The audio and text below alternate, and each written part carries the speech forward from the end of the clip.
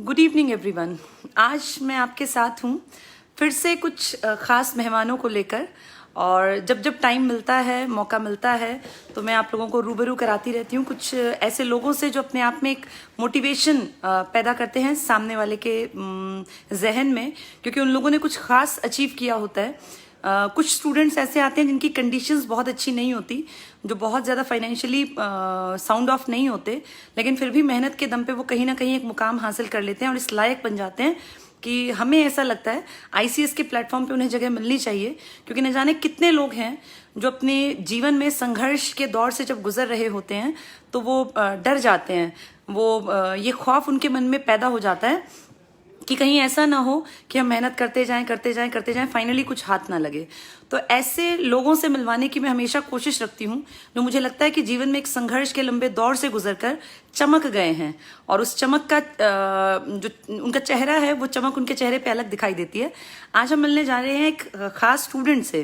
काफ़ी लंबे अरसे से हमारे साथ वो जुड़ा रहा और बहुत सारे एग्ज़ाम, वो खुद बताएगा भी, बहुत सारे एग्ज़ाम उसने पास किए हैं, और उसी से मिलवाती हूँ क्योंकि मुझे तो आप जब तक सुनते ही रहते हैं। चलिए हम मिलते हैं विजय से। गुड इवनिंग विजय, तुम फेसबुक पे लोग तुम्हें देख रहे हैं। गुड इवनिंग फ्रेंड्स, मेरा नाम विजय कुमार है। विजय, किस किस चीज़ में सिलेक्शन हुआ तुम्हारा? मेरे काफ़ी सारे एग्जाम क्लियर हुए हैं। सबसे पहले वाला BSF SI जेई का, उसके बाद GSO हरियाणा में, और उसके बाद में लुहास यूनिवर्सिटी कन्नड़, लोको पायलट, और CISF head constable, BSF head constable, और इसके साथ साथ लगातार एग्जाम क्लियर हुए हैं। और अभी जस्ट दिल्ली पुलिस का एग्जाम SI वाला हुआ और अभी कांस्टेबल का रिजल्ट आया, तो मेरे सभी एग्जाम क्लियर हुए हैं। इतनी लंबी लिस्ट है विजय, तुम भूल भी जाते होगे बहुत सारे बताते बताते। पहले मैं 1 साल पहले नरवाना था ICS ब्रांच में। ओके। तो उसके बाद में हमारे यहाँ बरवाड़ा ब्रांच आ गई थी। उसके बाद में बरवाड़ा ब्रांच से स्टूडेंट हूँ, अभी भी क्लास ले रहा हूँ। अच्छा, कितने दिन पढ़े तुम हमारे पास विजय? अभी मतलब 2 साल के करीब होने को है। अच्छा। और जब मुझे बताओ विजय, जब तुमने एडमिशन लिया तो तुम्हारे मन में था कि तुम इतने सारे नौकरियों के पेपर पास कर लोगे? मैम ये था कि हमारे यहाँ एक संजय सर है पहलवे से। अच्छा। तो वो अभी कलर की जॉब लगी हुई है। अच्छा। तो उन्होंने एक बार, मैं वैसे ही बैठा था चाय की दुकान पे, तो चाय पी रहे थे, सर भी थे, तो सर ने मोटिवेशन किया था कि आप मतलब एक दिन डेमो लगा के आओ ICS में। अच्छा। तो मैं सर के कहने से गया, और बहुत बहुत धन्यवाद करता हूँ सर संजय सर का, क्योंकि उन्होंने बताया कि मेरे को पहले पता नहीं था ICS सेंटर कहाँ पे है। तो उन्होंने बताया था कि नरवाना सेंटर है, आप एक दिन की डेमो लगाओ। तो मैं डेमो लगाने के लिए गया, तो उसी दिन ये हुआ था कि हाँ ICS आए हैं, तो जरूर हो गया।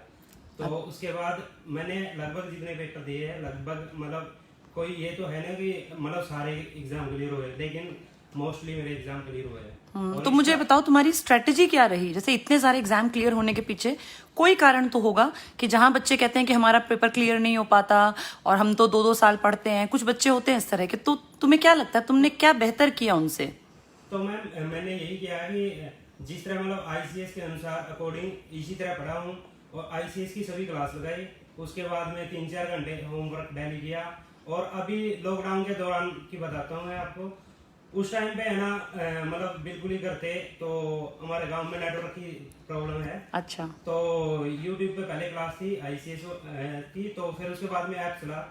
तो लॉकडाउन के दौरान में मतलब कई बार नेटवर्क की दिक्कत थी, तो काफी सिम चेंज किए। उसके बाद में मतलब अच्छा। नेटवर्क की कोई दिक्कत वैसी ही थी। हाँ। तो उसके बाद मतलब एक डोंगल आता है उसका वाईफाई का। अच्छा। वो लेके आए, वो छत पे गिरा देते थे, मतलब उसके साथ में वाईफाई कनेक्ट करके हाँ। फोन पे, तो फोन पे कनेक्ट करके फोन पे क्लास लगाई। तो मतलब तुमने क्लासेस के लिए भी बहुत पापड़ बेले कि अगर नेट स्लो है तो उसका भी कोई ना कोई जुगाड़ कर लेना चाहिए। बहुत बढ़िया। कितना मानते हो मेहनत करना कितना जरूरी है किसी भी स्टूडेंट के लिए? महज एडमिशन लेने भर से काम चल जाता है? अपनी मेहनत करनी पड़ती है। ये तो। और मेहनत में दिशा का कितना बड़ा योगदान होता है? दिशा का है मैम, एक तो मतलब मेहनत है, ये है कि मेहनत करता रहेगा, उसको दिशा का मालूम ही नहीं किस दिशा में मेहनत करनी है, तो उसका कोई फायदा नहीं है। बिल्कुल ठीक। अब तुम्हारे घर में कौन कौन है विजय? हमारे घर में मम्मी है, पापा है। पापा जॉब पे है, BSF में है। अच्छा, पिताजी भी जॉब में है। चलो। बड़ा भाई है, वो GSO लगा हुआ फरीदाबाद, उसके 3 सिलेक्शन हुए थे। अच्छा, उसके भी 3 सिलेक्शन हुए थे। बहुत बढ़िया। GSO और एस से लोको पायलट है। लेकिन हाँ हाँ बताओ। मैम ने उनको जवाब दिया, उनको रोल नंबर दिखाया, फिर रोल नंबर दिखाने के बाद बोले कि आपने कितने पैसे में करवाया, इसके साथ साथ में ही कांस्टेबल लगाया गया। अच्छा। तो मान लिया भाई ये कांस्टेबल वाला और हो गया, तो उनकी बोलती बंद होगी। तो बोले अभी साथ में एक लाइब्रेरी है, सरस्वती लाइब्रेरी, उसमें कभी कभार चला जाता था। वो उन्होंने लगी मतलब आईसीएस वाले तो ऐसे ही खिड़की ज्यादा लगती है, पढ़ाते कुछ नहीं। माँ भाई मेरे वहाँ पे जाके एग्जाम क्लियर हुए। तो अभी इसका दिल्ली पुलिस वाला एग्जाम के रिजल्ट आए, तो बोले कि आप आईसीएस से, आईसीएस से तो उनको जवाब मिल गया। बिल्कुल। तो मैंने एक चीज और देखी विजय, जो लोग नेगेटिव होते हैं ना, वो हमेशा ही बस दूसरों में कोई सिलेक्टेड है उसमें भी उसको कमी नजर आएगी। ये तो है जी। एक मेरी सिस्टर है,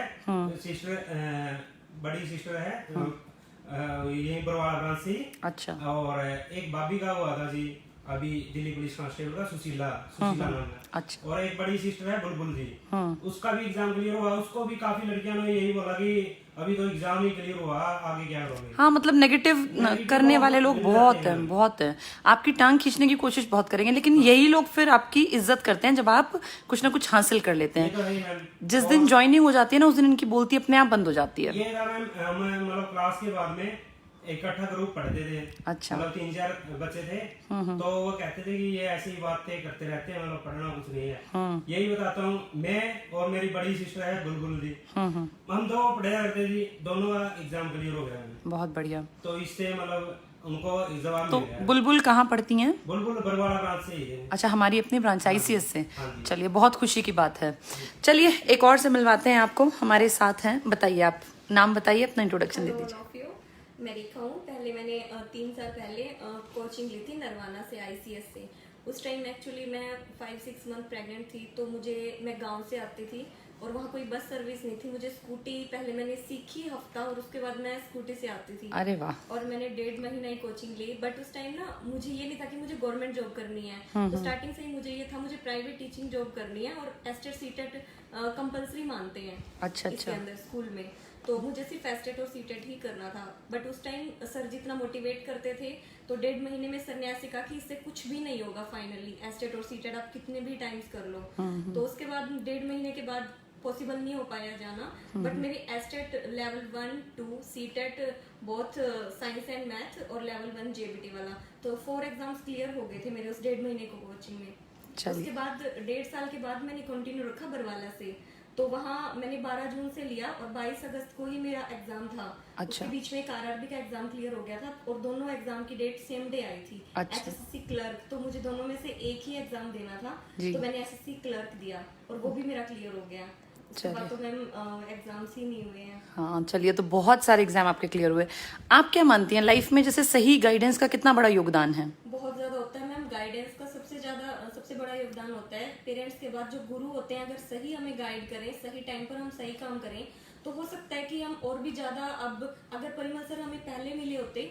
मैं एक बात डिस्कस करना चाहती हूँ। मैंने जैसे 10th हिंदी मीडियम से की है। अच्छा। और उसके बाद 11th में मेरे काफी अच्छे मार्क्स आए थे 10th में। अच्छा। 87%। तो इंग्लिश मीडियम में सीबीएसई बोर्ड में फादर ने करवा दिया फतेहाबाद एडमिशन। बट उस टाइम सभी वहाँ माहौल जो था वो इंग्लिश मीडियम का ही था, और मैं हिंदी मीडियम से थी। अच्छा। तो 11th में मैं फेल हो गई थी। ओहो, वो एकदम से, क्योंकि मीडियम चेंज हुआ ना। एक साल उसके अंदर मुझे ये लगा कि इस वर्ड को इंग्लिश में क्या बोलते हैं। हाँ, वही समझते हैं। उसके बाद 12th में जैसे वो बहुत ही अच्छा इंस्टीट्यूट था, और उसके अंदर आईआईटी की कोचिंग लेते थे। तो मैंने फादर को बोला कि मुझे आईआईटी कोचिंग लेनी है। अच्छा। कोटा था, बहुत अच्छा इंस्टीट्यूट। बट सर ने कहा कि आप यहाँ से कर सकते हो अगर आप मेहनत करोगे। उसके बाद मैंने दिन रात मेहनत की, और उसके बाद मेरा आईआईटी में सिलेक्शन हो गया था। बट एक्चुअली आईआईटी में क्या होता है, 60% होता है।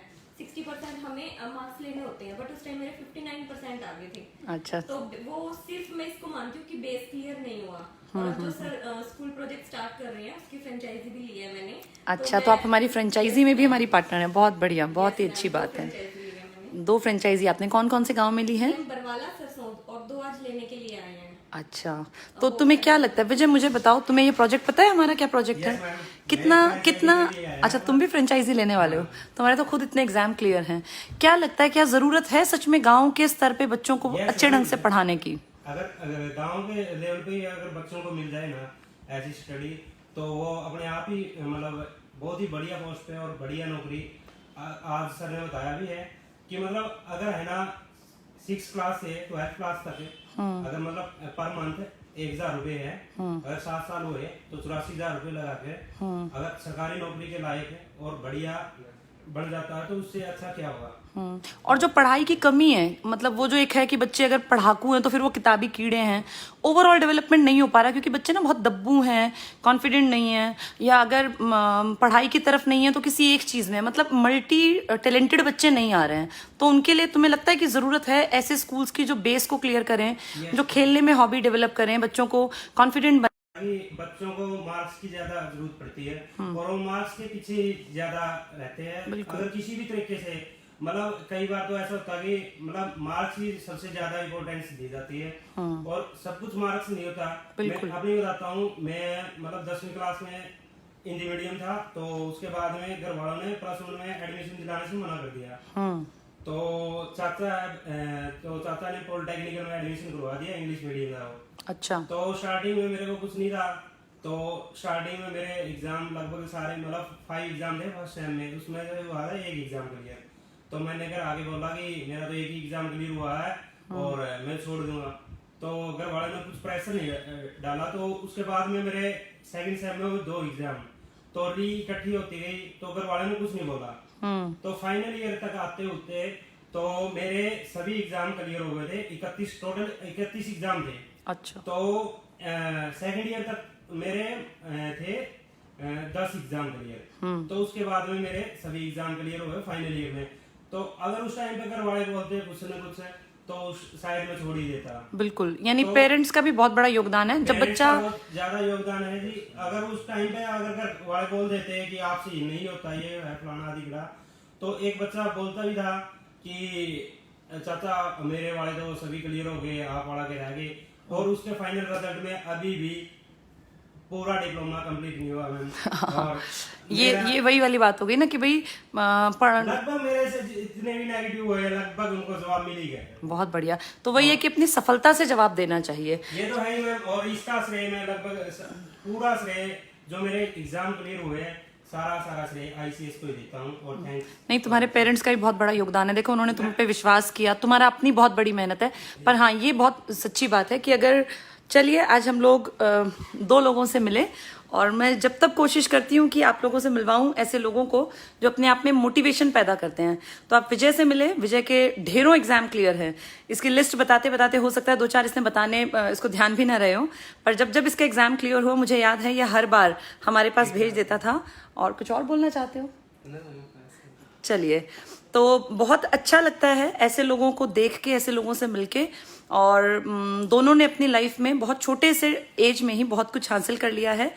और बस यही मैसेज दूंगी मैं चलते चलते कि जब आप संघर्ष करते करते कभी टूटने लगे, बिखरने लगे, तो ऐसे बहुत सारे चेहरे भरे पड़े हैं हमारे समाज में जिन लोगों ने उस दौर में जब वो उस स्टेज में थे दूसरों से बेहतर अपने आप को बना के रखा, अपने आप को संवारा और अपने आप को निखार के वो एक स्टेज पे आ गए जो आज लोग उनकी तरक्की को देखकर जो है वो अपने बच्चों को एग्जाम्पल देते हैं कि तुम्हें भी ऐसा बनना चाहिए।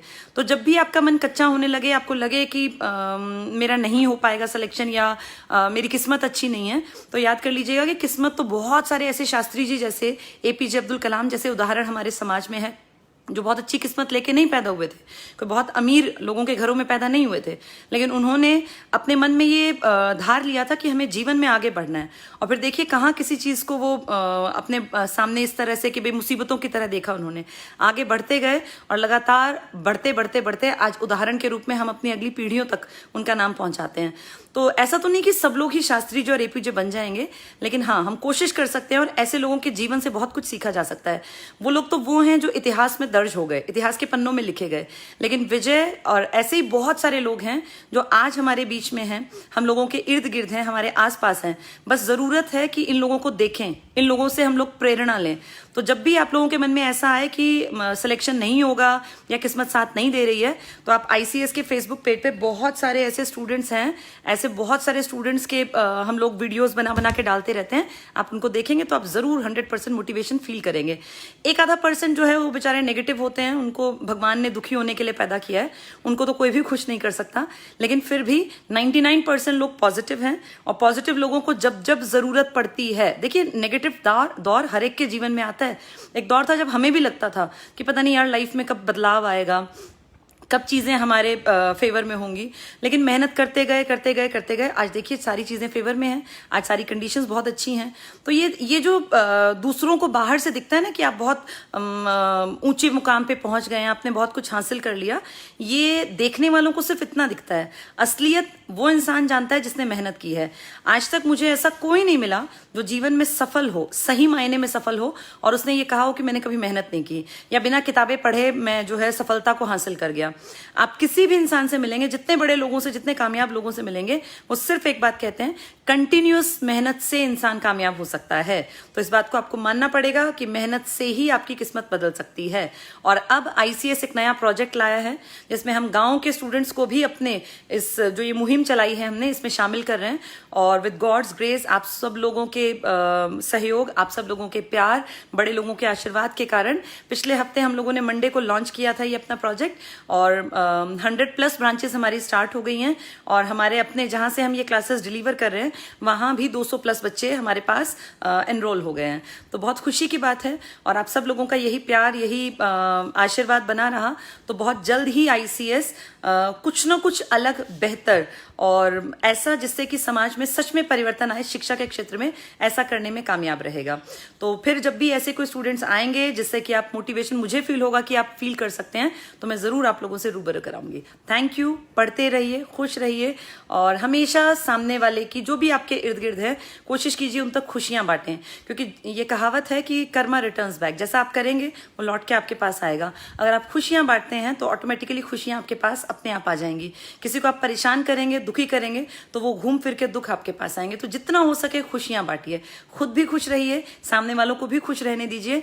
अपनी लाइफ को पॉजिटिव डायरेक्शन में कैसे आगे बढ़ाया जाए, हमेशा इस पर विचार कीजिए। Thank you.